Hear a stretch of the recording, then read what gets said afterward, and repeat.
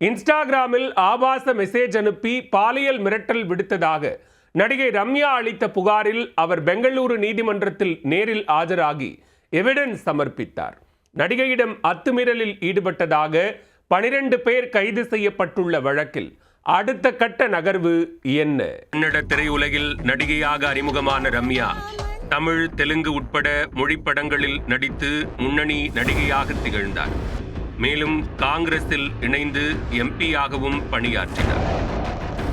தற்போது அரசியலில் இருந்து ஒதுங்கி இருக்கும் இவர் கன்னட திரைப்படங்களை தயாரித்து வருகிறார்.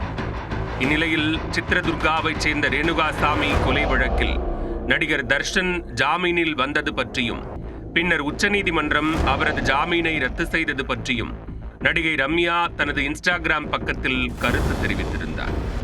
குறிப்பாக நடிகர் தர்ஷனுக்கு எதிராக கருத்து கூறியிருந்தார். இதனால் ஆத்திரமடைந்த தர்ஷனின் ரசிகர்கள் நடிகை ரம்யாவுக்கு ஆபாசமாகவும் தகாத வார்த்தைகளில் திட்டியும் இன்ஸ்டாகிராமில் மெசேஜ் அனுப்பியுள்ளனர். மேலும் பாலியல் மிரட்டலும் விடுத்தனர். இந்த விவகாரம் தொடர்பாக நடிகை ரம்யா பெங்களூரு கமிஷனரை சந்தித்து புகார் அளித்தார். அவரது உத்தரவின் பேரில் சைபர் கிரைம் போலீசார் வழக்கு பதிவு செய்து நடிகர் தர்ஷனின் ரசிகர்களான 12 பேரை அதிரடியாக கைது செய்தனர். இது தொடர்பான வழக்கு விசாரணை பெங்களூரு 46வது செஷன்ஸ் நீதிமன்றத்தில் நடைபெற்று வருகிறது.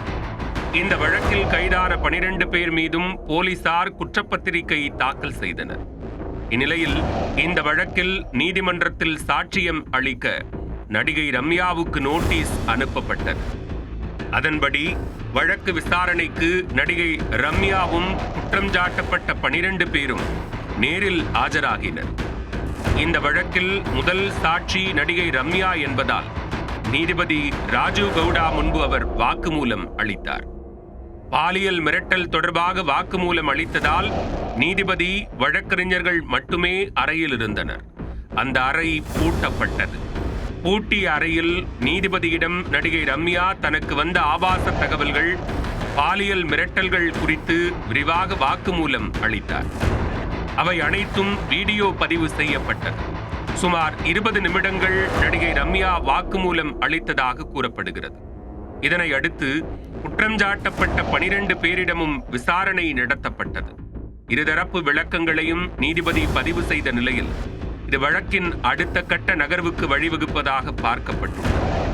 நீதிமன்ற விசாரணை முடிந்து குற்றம் உறுதியானால் 12 பேர் மீதும் சட்ட ரீதியான நடவடிக்கை பாயும் என எதிர்பார்க்கப்படுகிறது.